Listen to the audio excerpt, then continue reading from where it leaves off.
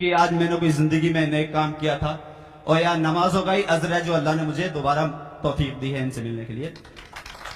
तो मैं ये कह रहा हूं कुली वो इंसान है और हमारी हदीस पाक के अंदर है, कुरान के अंदर लिखा हुआ है, जो आयत के है उस आयत का मफहूम है कि लोगों तुमने अगर एक बार भी अपने माँ बाप को बाबूजी कहा तो आपको एक नेकी मिलेगी।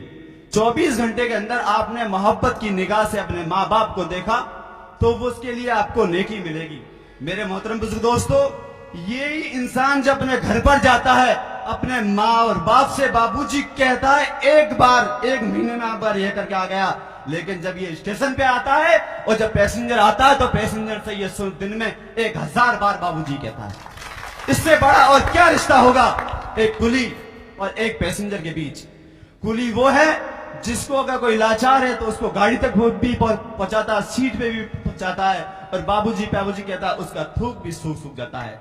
लेकिन जब यही कुली आज हिंदुस्तान के जितने भी बड़े बड़े नेता हुए हैं, उनके नाम तो आप लोग सभी जानते हैं, आज तक किसी की सोच में ये नहीं आया कि कुली से जाकर मिले तो सही, कुली की दिलों को भावनाओं को समझे भी सही। क्यों नहीं आया?